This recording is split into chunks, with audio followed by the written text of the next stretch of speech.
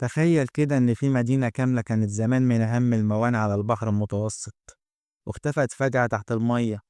إحنا بنتكلم عن مكان مش بعيد، مكان جنب شط اسكندرية بس مطمور في أعماق البحر بقاله قرون. القصة دي عمرها ما كانت مجرد حكاية، دي حقيقة أكتر ما تتخيل. اسم المدينة دي اتقال عليه زمان هرقل عند اليونانيين وسونس عند المصريين، وكانت بوابة مصر على البحر قبل ما الإسكندر يبني مدينته الشهيرة. بس قبل ما نكمل، حط لايك واشترك في القناة وفعل الجرس عشان توصلك فيديوهاتنا أول بأول. زمان دلتا النيل كان فيها جزر كتير وكان في منطقة مزدهرة تضربها التجارة من كل ناحية.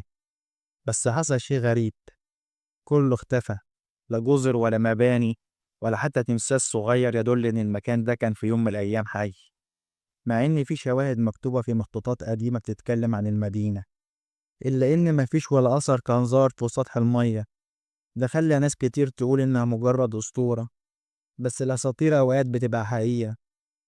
اللي قلب الموازين دي كلها هو عالم فرنسي اسمه فرانك جوديو، اللي هو مؤرخ ولا عالم آثار ولا له علاقة بالبحار.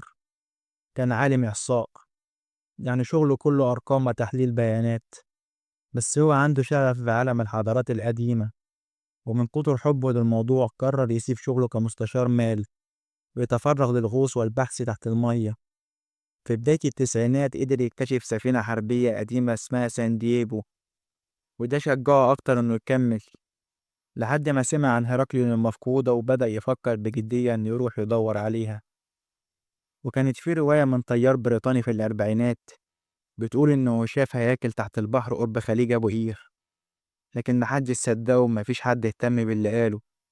بس جوديو كان شايف حاجة تانية. في سنة 1996 قرر إنه ياخد خطوة حقيقية، بدأ يجمع فريق بحثي وطلب تصريح من السلطات المصرية إنه ينزل يفتش في البحر، وفعلا خد الإذن وابتدى المغامرة. بس أول ما شاف حجم الخليج اتصدم، مساحة مهولة ومية معكرة والرؤية تكاد تكون منعدمة، وكان لازم يلاقي طريقة ذكية يحدد بيها المكان اللي يبدأ منه. وموقفش على كده، عمل شراكة مع هيئة فرنسية متخصصة في الطاقة النووية، وطوروا سوا جهاز بيقيس النجاذب المغناطيسي لقاع البحر ويحدد لو في أي جسم غريب مدفون تحت الطين. وبعد شغل سنين ابتدوا يلقطوا إشارات، وفعلا في أوائل الألفينات الفريق اكتشف جدران حجرية ضخمة تحت المية مرصوصة بشكل منظم، وبدأ الشك يتحول ليقين. الغطاسين أول ما نزلوا لقاع البحر لقوا أحجار ضخمة متوزعة كأنها بقايا مباني. في البداية محدش كان مصدق، بس المسح اللي اتعمل بالجهاز المغناطيسي كشف عن جدارين ممتدين لمسافات، واحد في الجنوب طوله 150 متر والتاني موازي ليه في الشمال. مش بس كده، لقوا كمان تماثيل كبيرة مكسورة لكن بحالة ممتازة، وتماثيل ضخمة لملوك من العصور القديمة، وارتفاع بعضها وصل ل5 متر، وكان واضح إنها مدفونة من قرون. كمان لقوا آثار لمعبد قديم وأحجار منحوتة ونقوش غريبة، من ضمنها لوحة حجرية مكتوب عليها بالإغريقية بتحكي عن بطل اسمه هركليس، واللي واضح إن كان ليه مكانة كبيرة في المدينة. اللي اكتشفوه أثبت إن المدينة دي ما كانتش عادية، دي كانت قلب التجارة في البحر المتوسط. لقوا أكتر من 60 سفينة غرق تم اكتشافها في نفس المنطقة، بيرجع تاريخها من القرن السادس لحد التاني قبل الميلاد، وده دليل إن المدينة كانت دايما مليانة حركة. العلماء والغواصين لقوا كمان عملات ذهبية ونحاسية وكؤوس وتماثيل صغيرة وحلية ومجوهرات، وكمان أواني فخارة عليها نقوش مصرية قديمة وإغريقية. وده يوضح إن الحضارتين كانوا متداخلين في المدينة دي، ومع مرور الوقت ظهرت فرضية إن اللي قدامهم مش مدينة واحدة، اتنين، هيراكليون وسونيس.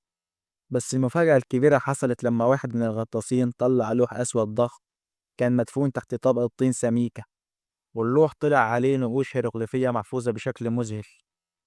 بعد ما ترجموا الكلام لقوا إن النص عبارة عن مرسوم ملكي بيفرض ضريبة 10% على البضائع اللي بتيجي من بره، لكن الأهم إنه حدد اسم المدينة موقعها.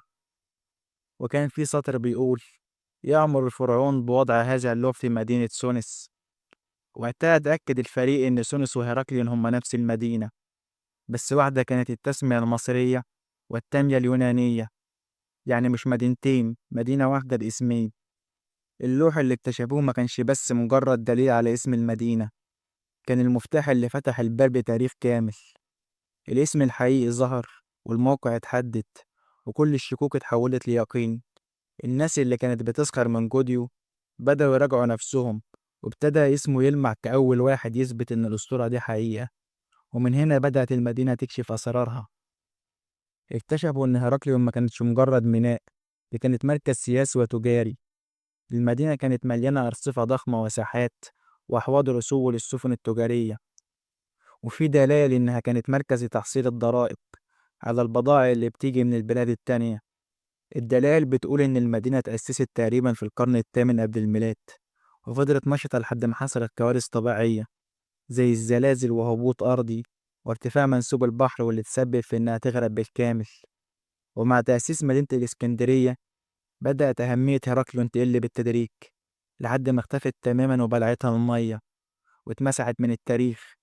بس الغرق في حد ذاته كان نعمة، لأن الآثار فضلت تحت البحر زي ما هي، محدش لمسها، كأن الزمن وقف في اللحظة دي. بعد سنين طويلة من النسيان ظهرت هرقليون من تاني، مدينة كاملة غارقة في أعماق البحر. كانت مجرد أسطورة على ورق، وبقت واقع قدام عيون الناس. الاكتشاف ده مش بس كشف مدينة، ده فتح نافذة ضخمة على تاريخ كان مدفون. تخيل معايا انت واقف بتتفرج على تماثيل عمرها أكتر من 2000 سنة، مكتوب عليها بالهيروغليفي والإغريقي، ومحفوظة كأنها كانت مستخبية مخصوص علشان ترجع في وقتنا ده. الغواصين كانوا بينزلوا يوميا يرفعوا تماثيل، ويكتشفوا أرصفة وأحواض وأسرار مكان محدش كان يعرف عنه حاجة. كانوا كل يوم بيلاقوا حاجة جديدة، وكل قطعة بيطلعوها كانت بتحكي حكاية حضارة كانت متقدمة في كل المجالات. المدينة دي كانت بتحكمها قوانين وبتستقبل تجار من بلاد بعيدة، وكان فيها نظم للضرائب واحتفالات ومعابد وساحات وشوارع. يعني احنا بنتكلم عن مدينة متكاملة بكل تفاصيلها، غرقت في ظروف غامضة وفضلت نايمة في أعماق البحر لحد ما رجعت تاني تحكي قصتها. جودي وفريقه ما اكتفوش بالاكتشاف بس، اشتغلوا على توثيق كل قطعة وتصويرها وتحليلها علميا علشان تكون مرجع للأجيال الجاية. المدينة دي مش بس كنز أثري، دي شهادة حية على إن مصر عمرها ما كانت مجرد حضارة فرعونية بس، كانت دايما بلد الحضارات، فيها المصري والإغريقي والروماني، وكل ده بيتقاطع في مكان واحد، هرقليون.